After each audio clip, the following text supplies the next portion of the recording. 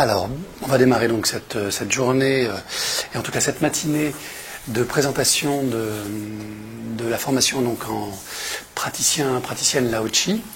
Donc c'est une formation donc, qui a lieu sur Paris, qui dure une journée, et pour laquelle donc, moi je me suis initié maintenant il y a plus de 5 ans.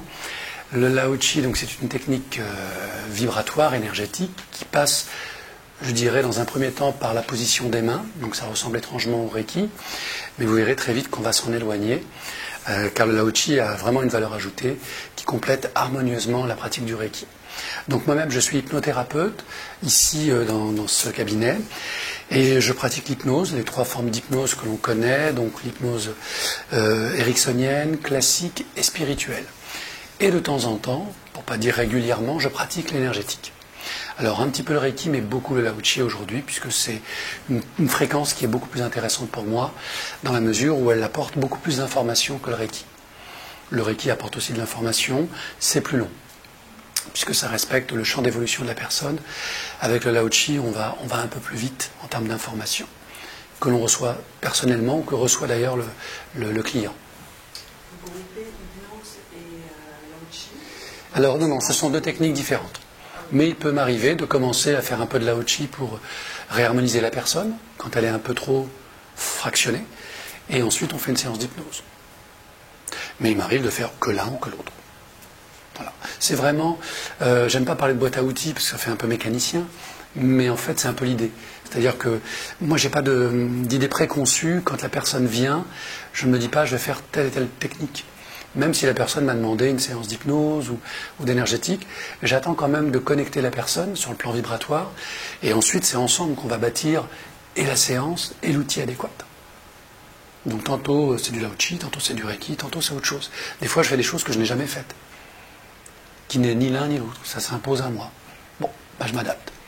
L'essentiel c'est que la personne ressorte et sente qu'il y a un plus entre l'avant et l'après. C'est tout. Alors pour ce qui est du Lao Chi, la journée va se dérouler de la manière suivante. Donc nous allons démarrer la matinée avec toute la partie mentale du Lao Chi, qui consiste pour moi à répondre à 3 questions essentielles que je me suis posées lorsqu'on m'a formé au Lao Chi, puisque j'ai été formé en quelques heures à peine. En tant que maître Reiki, c'est pas choquant, mais le questionnement que moi je me suis posé à cette époque-là, c'est que si je devais transmettre le Lao Chi, ça me semblait difficile de le faire à des personnes qui avaient des niveaux très différents et des connaissances très différentes en quelques heures. Donc j'ai établi un champ d'investigation qui m'a pris une année pour répondre à 3 questions essentielles que je me suis posées, que l'on verra tout à l'heure, et pour enfin produire le manuel complet de Lao Chi, qui va bien au-delà de ce qui m'a été transmis. Mais je ne me voyais pas transmettre juste des croyances, sur la base de j'ai vécu ça, vous allez voir, c'est super. Il fallait aller un peu plus loin, donc j'ai mis presque 1 an pour trouver des éléments de réponse. Et donc là, comme je vous le dirai tout le temps, du début jusqu'à la fin de ce stage, ce que je vais vous dire n'est pas la vérité, c'est juste mon expérience, le travail de recherche que j'ai pu faire. La vérité, vous allez la découvrir par vous-même, en connectant le chakra principal sur lequel travaille la fréquence Lao Chi, qui est votre cœur. Alors on parle du chakra du cœur, en énergétique, pas du cœur physique, même s'il est très important. On parle surtout du thymus, donc, qui est le chakra central. Donc la vérité, elle existe, mais elle est en vous. Je ne peux pas vous la donner. Tout ce que je peux faire, c'est vous raconter ce que moi j'ai vécu, et espérer que par résonance et par pratique, vous allez accéder à quelque chose de très particulier. Et une fois que vous y serez connecté, vous saurez de quoi je parle. Donc moi, mon idée aujourd'hui, c'est surtout de rassurer votre mental, lui donner de vrais arguments pour lâcher prise. Et s'il accepte de lâcher prise, cet après-midi, on vivra que des expériences énergétiques. Où là, le mental, normalement, aura été rassasié, voire saturé. Et on pourra laisser passer toutes les informations au niveau du cœur et du corps. Voilà. Donc ça, c'est un peu l'organisation générale. Je vous parlerai de l'historique du Lao Chi, qui est assez succinct, les bienfaits, pourquoi est-ce qu'on pratique le Lao Chi, pourquoi est-ce qu'on reçoit un soin, qu'est-ce que c'est que l'énergie électromagnétique. Donc on fera une petite incursion dans le monde de la physique quantique au travers de 2 vidéos. Là aussi, c'est vous qui vous ferez votre opinion au travers de ces 2 vidéos, que vous verrez tout à l'heure. J'aborderai avec vous les 2 systèmes énergétiques qui nous composent, les 2 principaux, qui tournent autour des chakras, Donc on développera le sujet des 7 chakras. Qu'est-ce que c'est? Est-ce que ça existe? À quoi ça sert? Et une fois qu'on aura développé ce système, on abordera le système des 13 chakras, qui est un système encastré, mais qui est beaucoup plus complexe. Et qui... Excusez-moi. Des 13 chakras. Voilà, qui est un autre système encastré dans le système des 7 chakras, qui est donc plus complexe et plus cohérent avec ce que l'on vit aujourd'hui. Et vous verrez, je ferai des passerelles entre le côté spirituel et le côté vécu, sociétal, de tout ce qui se passe en ce moment. Et vous verrez qu'il y a beaucoup de passerelles. Bien sûr, il y aura une initiation au Lao-Chi, comme dans le Reiki. Individuellement, je vous recevrai donc au-dessus et je vous ferai l'initiation de 5-7 minutes à peu près, juste pour vous aider à connecter plus rapidement la fréquence. Ok? Ça veut dire quoi? Ça veut dire que, objectivement, vous êtes tous connectés à la fréquence Lao-Chi. On ne peut pas faire autrement. La différence entre je suis connecté mais je ne le sais pas et je suis connecté en conscience, c'est l'initiation. Donc la matinée consacrée au mental, l'historique, les bienfaits du Lao-Chi, l'énergie électromagnétique, le système des 7 et des 13 chakras, et en fin de matinée, donc à partir de midi, initiation individuelle.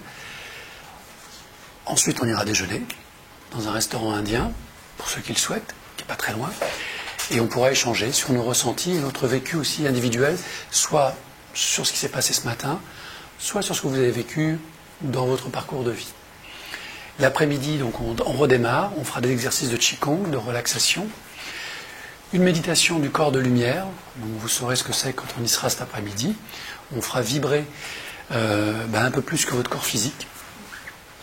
Entre la théorie et la pratique, moi j'aime bien la pratique, donc on va essayer de faire vibrer ce corps de lumière pour que vous le sentiez. L'autotraitement, donc comment ça fonctionne, position de l'autotraitement, et on fera la transmission énergétique. Donc là, vous aurez 2 tables de massage et vous pourrez exercer les uns sur les autres pendant près de 3 heures. Donc normalement, à la fin de la journée, vous savez recevoir et transmettre du Lao-Chi. Bien sûr, plus vous pratiquerez, mieux ça sera. Mais tout le monde ici partira avec la fréquence, la conscience de la fréquence et la capacité à la transmettre et à la recevoir. Il y a 21 jours d'intégration comme on... Exactement. Après, vous avez 21 jours d'intégration. Plus vous pratiquez, plus c'est présent, plus c'est efficace. Si vous ne vous pratiquez pas, pas de souci. À partir du moment où vous avez connecté en conscience une fréquence, elle est là à vie. Ce qui signifie que dans 10 ans, en conscience, vous pouvez vous reconnecter à la fréquence Lao-Chi. Ok? C'est toujours là.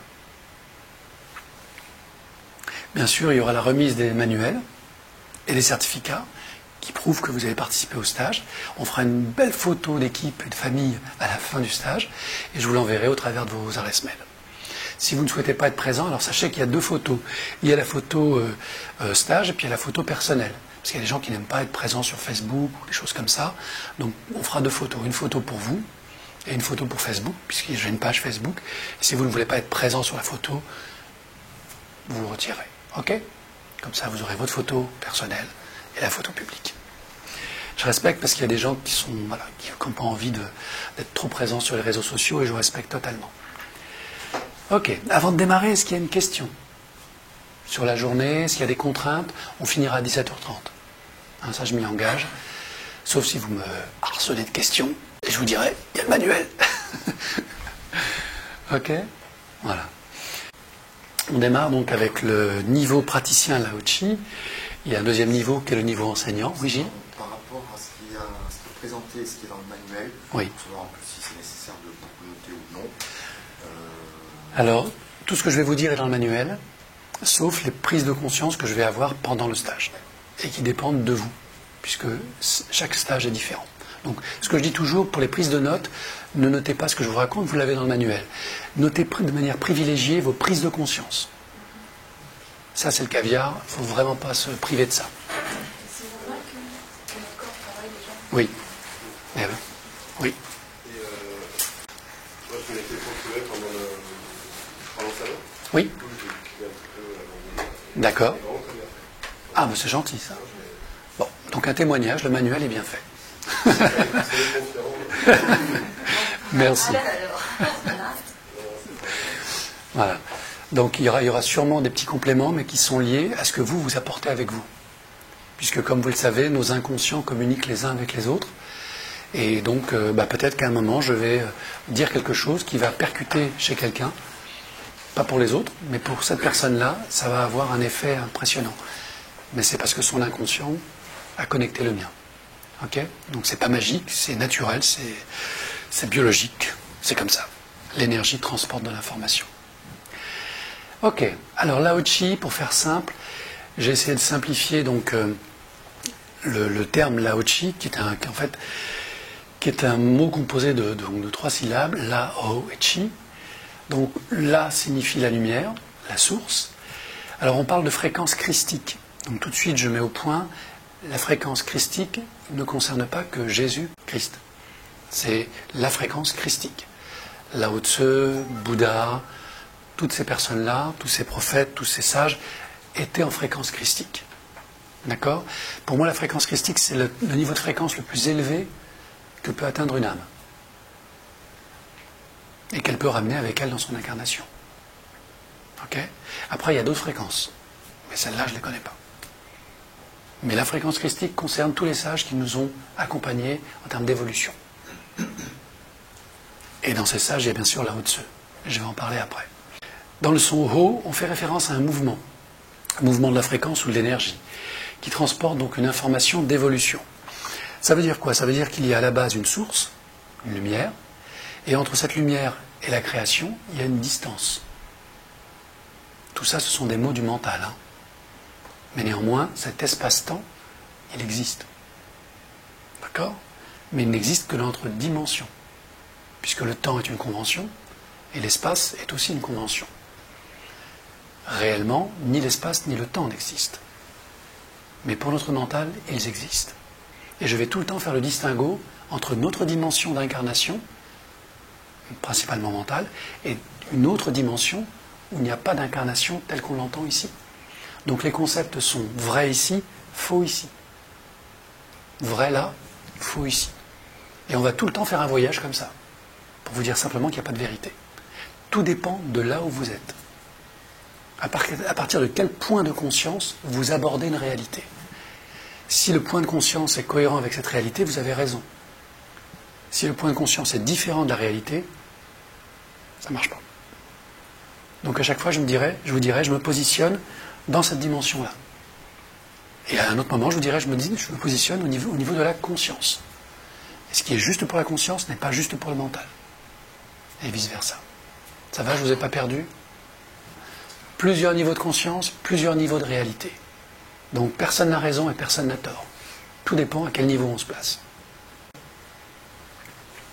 Chi, force électromagnétique, force de création, qui permet une seule chose, l'expression de la vie. Donc pour moi le Lao Tzu, c'est une conscience universelle de vie qui accompagne la croissance spirituelle de chaque âme.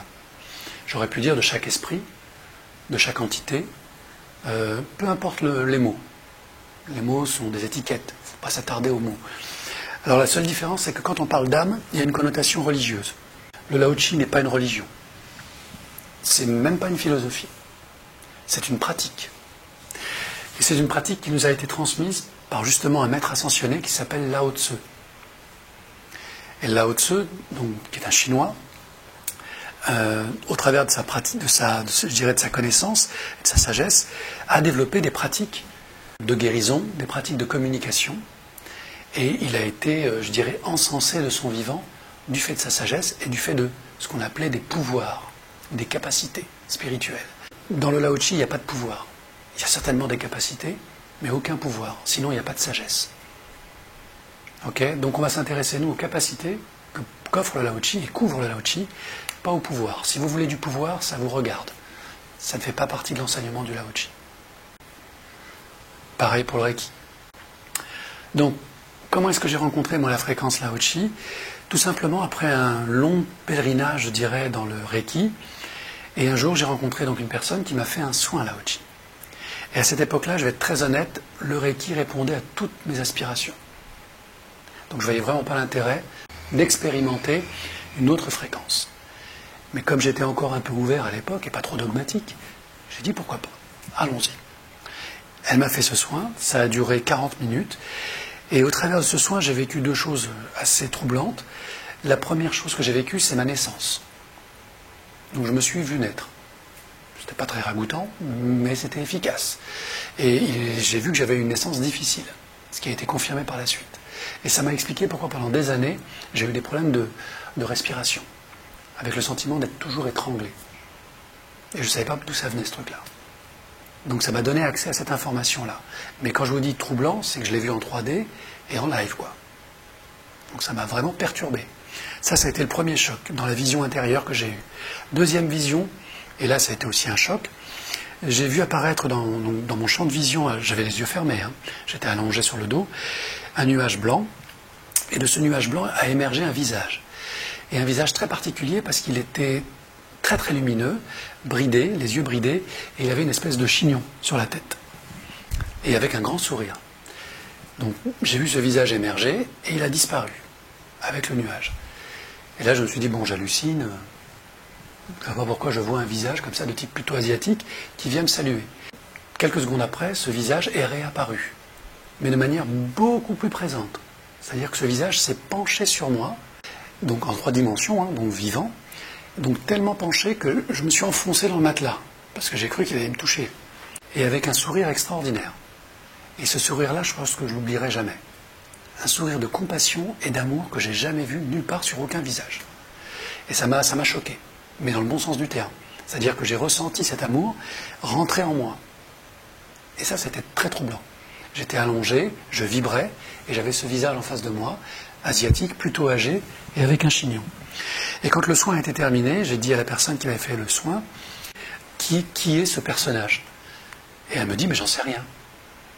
Bon, on discute, je lui raconte un peu mon vécu après la séance, et elle me dit, bah écoute, si tu veux en savoir davantage, je te donne le manuel de formation qu'on m'a donné. Et sur la première page du manuel, il y avait le visage que j'avais vu. Et donc c'était la représentation de Maître Lao Tse. Et de ce jour-là, je me suis dit, tiens, le Reiki c'est formidable, c'est passionnant, mais peut-être que je vais aller creuser le Lao Chi. C'est-à-dire que l'expérience était émotionnelle, pas mentale. C'est quelque chose qui s'est imposé à moi. Et donc j'ai vu ce visage, et c'était vraiment celui-là. Et je lui ai dit, je me suis dit en moi-même, il faut que je me forme à cette technique. Et en fait, j'attendrai 2 ans avant de me former au Lao Chi. Pourquoi? Parce que j'avais pour principe de ne pas aller à la quête du Lao Chi. Je souhaitais que le Lao Chi vienne à moi en me disant dans ma tête, quand le Lao Chi viendra à moi, bah, c'est que je serai prêt à l'accueillir. Donc j'ai attendu 2 ans. Et au bout de 2 ans, un maître Reiki qui formait au Lao Chi m'a dit, bah, je cherche un local sur Paris, j'en ai pas trouvé, et je dois former des gens au Lao Chi. Et là, je lui ai dit, bah, écoute, je te prête mon local si tu veux. Et il m'a dit, ok, je te formerai au Lao Chi en même temps. Ça s'est fait comme ça. Donc, ça, c'est une croyance que j'ai, à vous la partager ou pas, c'est pas important, mais je considère que quand l'élève est prêt, le maître apparaît. Je crois beaucoup à ça. Et dans ma vie, ça s'est souvent passé comme ça. Quand j'ai forcé les choses, j'ai pas obtenu ce que je souhaitais. Si ce n'est de la frustration et de la désillusion. Mais quand par contre j'ai fait preuve de patience, ce qui est très dur pour moi, je suis très curieux, très impatient de nature, eh bien les choses sont arrivées. Et de manière extraordinaire. Donc voilà mon expérience avec la Lao Chi. Et ensuite, bien sûr, comme le maître Reiki m'a donné cette initiation, il m'a donné très peu d'informations. Donc les informations qu'il m'a données, je vais vous les transmettre.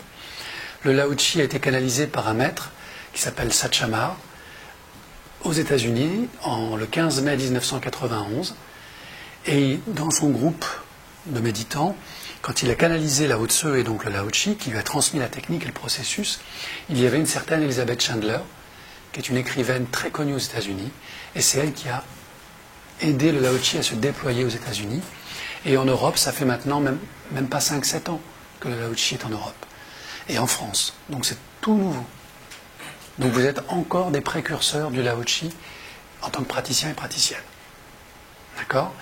Donc tout ce qu'on peut dire de cette historique, moi c'est ce qui m'a le plus questionné en fait, c'est pourquoi un maître américain qui s'est fait rebaptiser Satchamar, qui s'appelait Fred Saylor, a été formé en Inde par 2 maîtres indiens, Sayer Baba et Meher Baba, pendant 20 ans, revient aux États-Unis, crée son ashram, fait des méditations de lumière très intenses et canalise Lao Tzu, un Chinois?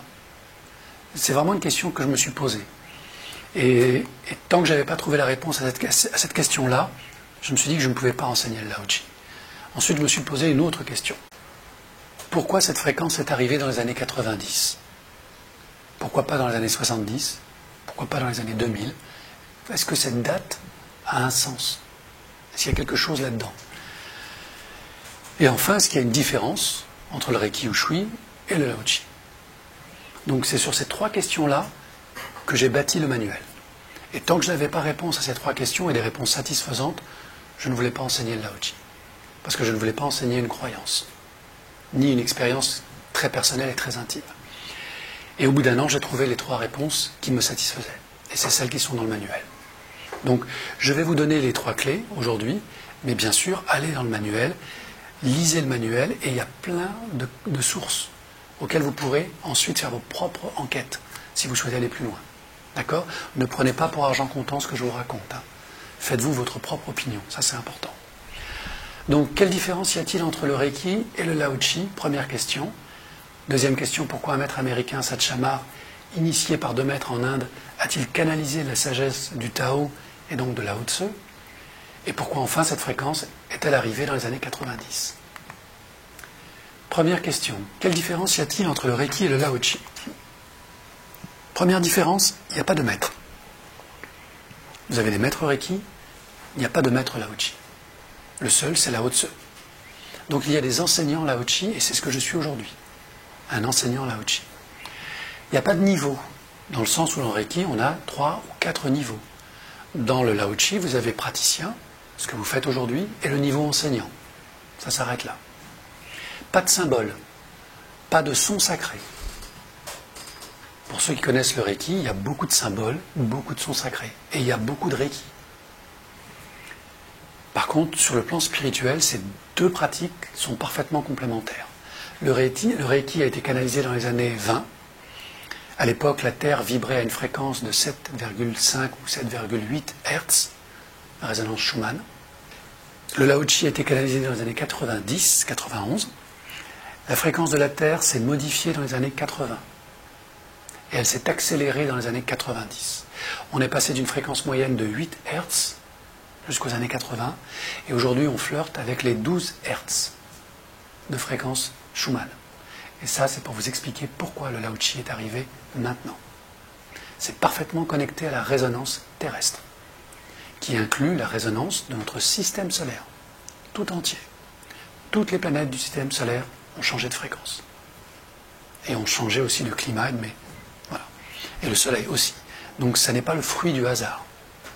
Et je vous expliquerai tout à l'heure pourquoi ça bouleverse beaucoup de choses. Si on parle de fréquence et pas d'énergie, c'est pour une raison très simple. Il n'y a qu'une seule énergie de vie, le Tao. Et cette énergie de vie, elle a une rémanence. Cette rémanence, c'est la lumière de création. Et cette lumière de création, elle a des extensions. Les créations que nous sommes, vous et moi. La nature, le vent, l'eau. Donc il y a une seule énergie, et dans cette énergie-là, vous avez une infinité de fréquences. Chaque création a sa propre fréquence. Comme un code informatique. Chaque création. Mais toutes appartiennent à l'énergie universelle de vie. Donc avec la fréquence Lao Chi, on va simplement choisir une fréquence qui s'appelle Lao Chi. Il y a une fréquence Reiki, il y a une fréquence magnétisme, etc., etc. Des fréquences, il y en a une infinité. Alors les gens vont me dire oui, et ils s'en créent de plus en plus. Oui et non.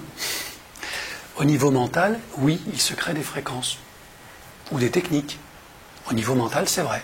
Au niveau spirituel, au niveau de la 4e dimension, et au niveau du Tao, c'est faux. Tout est déjà là. On ne crée jamais rien. On ne fait que connecter. Comme un poste de radio, de télévision, ou comme un téléphone portable. On ne fait que connecter quelque chose qui est déjà préexistant. Mais pour le mental, c'est une création, puisqu'il vient de lui de découvrir la chose. Donc le Lao Chi, ça sert à quoi? Simplement à confirmer le fait que comme les fréquences ont changé, aussi bien au niveau de la Terre qu'au niveau de notre corps, eh bien notre cerveau maintenant est capable de canaliser plus d'informations.